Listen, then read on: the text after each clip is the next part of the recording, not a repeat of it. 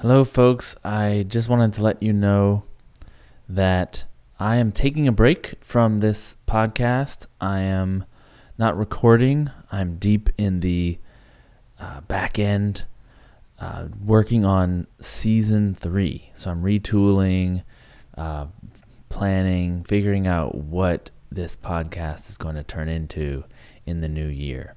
So please stay subscribed if you're interested in learning about that.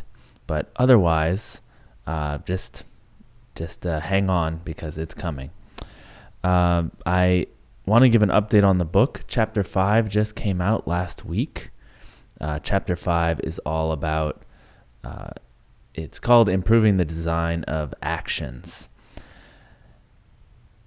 The thing that I guess this chapter is emphasizing is that people say that functional programming is about pure functions, programming with pure functions.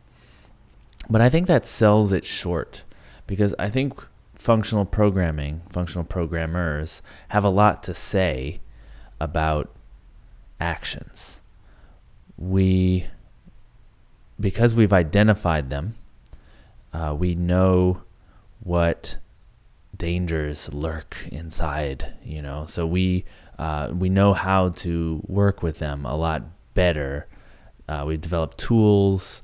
So just as an example, we would talk about whether you have transactional state. If you have mutable state, is it transactional? Like, what are the characteristics of it?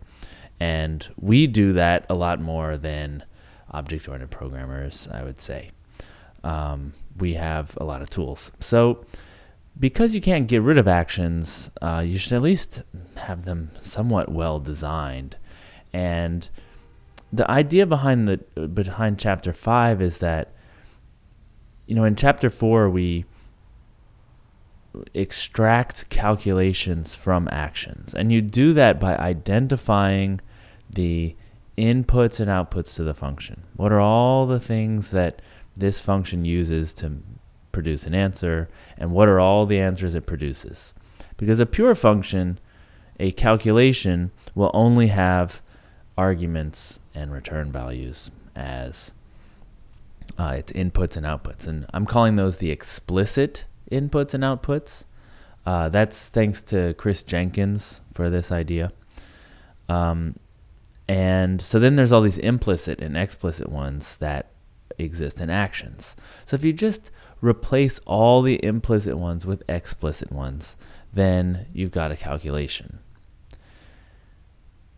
So it got me thinking that another thing we do is, even if we can't get rid of that last explicit input or that last explicit output, having implicit. I said explicit. We can't get rid of that last implicit input. Having fewer implicit inputs is still better, right? It doesn't cross the line into calculation, but if you have an action that only has one implicit input, it's better than an action with two that, does the same thing. So that is the idea in chapter 5. We go through, we have the code examples, and we systematically look for implicit inputs and outputs and try to reduce them. And the code is getting, more and more functional as we go along. Little secret, this is an exclusive. Don't tell anyone. The chapter 6 is already written. It's already been, it's ready. It's ready. There's a schedule. The publisher has a schedule for when chapters go out, and so at some point they're going to decide. I have no idea how it works. I have some ideas, but it's the kind of thing where I think it's really just some people are like, I think it's about time. So I don't know what's going on in there, but chapter 5 just came out. Chapter 6 is ready to go out when Manning, the publisher, decides. And chapter 6 is all about immutable data. So we go through how, basically in great depth, how to do call on read and copy on read and copy on write. And it's a good chapter. It talks a lot about why this is important and when to use each one. And now I'm working on chapter 7. It's this one. This one is tough because it's more of a design chapter. It's the last chapter in part 1. And so, woohoo! When I finish this one, the whole first part will be done. The first third of the book.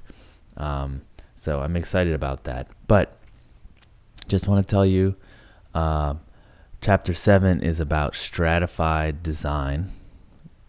It's all about looking for layers of meaning in your code, and how, if the layer structure doesn't look very neat and organized, how to go in there and manipulate it so that it is neat and organized. So it's design in the sense of, one thing that we have to deal with, since we don't write programs once and never touch them again, we maintain them for, the life of the business.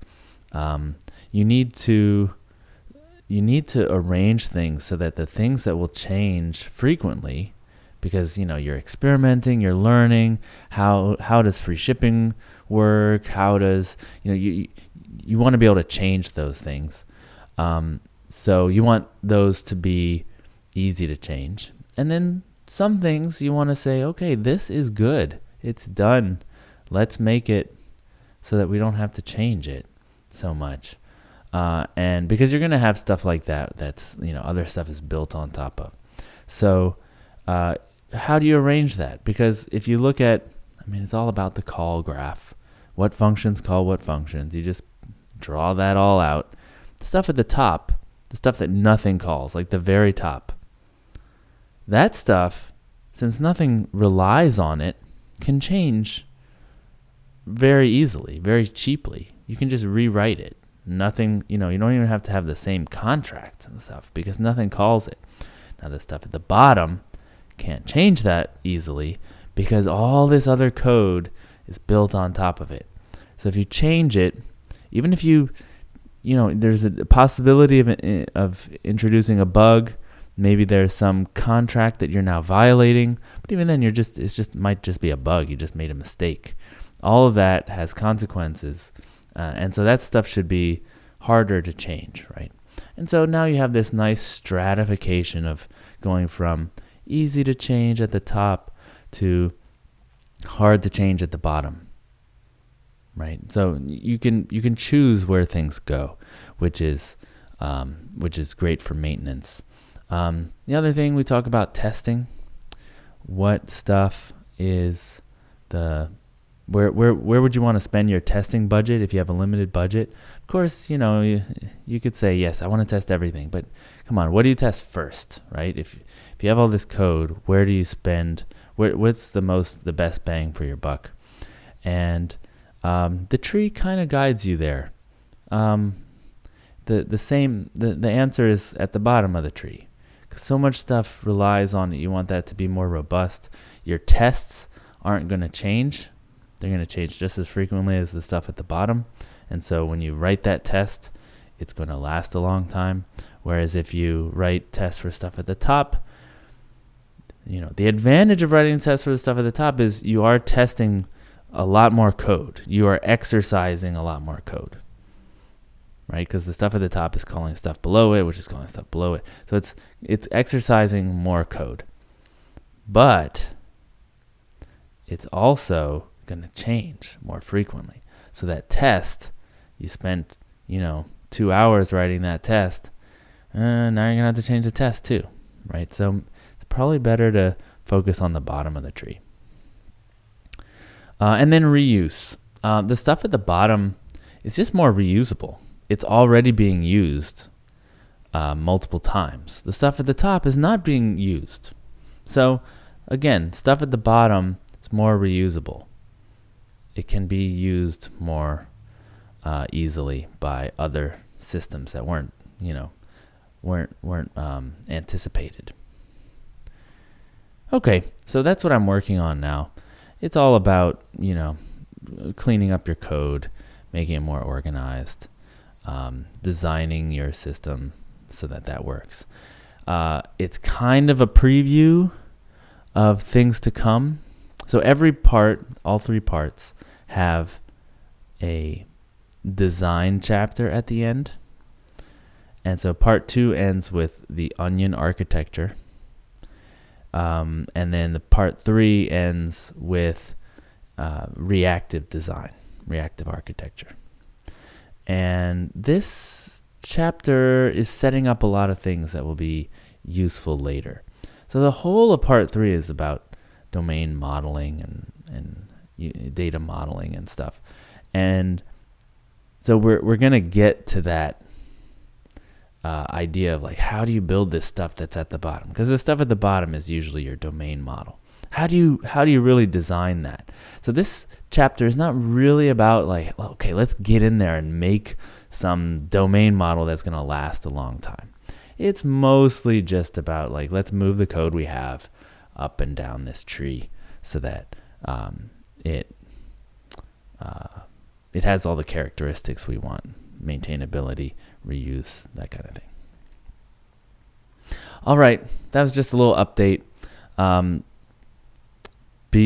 Just a reminder, the podcast is going to go on hiatus until the new year. So just so you know, it's me planning, diving deep, figuring out what this podcast could be. It's like every year I seem to go into a cocoon and emerge as a new butterfly. Awesome. My name is Eric Normand. This has, I guess, been a thought on functional programming. Thank you for listening, and rock on.